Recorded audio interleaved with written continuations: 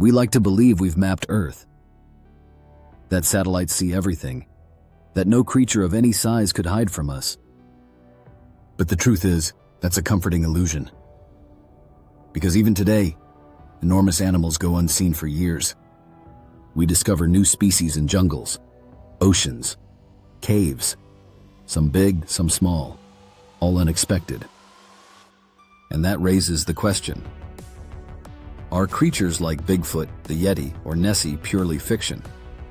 Or does the fact that the remote places tied to these legends keep yielding biological surprises suggest their existence isn't unthinkable? That Earth still holds secrets we haven't uncovered. Over 80% of Earth's species are still undiscovered. And most large mammals that do exist are masters of silence. The mountain gorilla was only confirmed in 1902. The giant squid was photographed alive for the first time in 2004. The colossal squid, which is even bigger, wasn't filmed until 2007.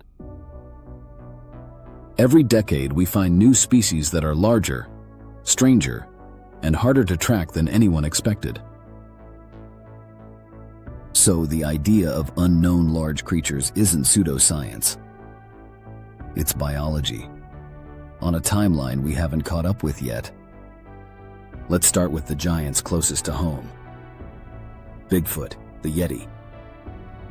Across cultures, across continents, the story is always the same: a tall, muscular, upright creature, somewhere between ape and human. Is such a creature biologically possible? Absolutely. Meet Gigantopithecus, the largest ape ever known. Likely standing up to 2.5 to 3 meters tall and weighing between 300 and 500 kilos, lived in Asia until about 100,000 years ago. If an animal like that existed so recently, its relatives might still survive in pockets of untouched wilderness. Even today, Siberia, Alaska, Canada, and the Himalayas have regions larger than entire European countries, with no permanent human presence. If a giant primate wanted to avoid us, it could. Now let's talk about Loch Ness, the story everyone knows, but few have ever looked at closely. The Loch Ness Monster may not be a dinosaur, but new research shows that ancient plesiosaurs once lived in freshwater, and that some modern species still share their ecological niche. This doesn't mean plesiosaurs survived. We have zero evidence of that. But it does mean something important. Large aquatic animals can live and thrive in cold, dark, low-visibility lakes, and some can remain unseen for decades. Wells, caves, sinkholes, and underground tunnels connect waters all across Scotland.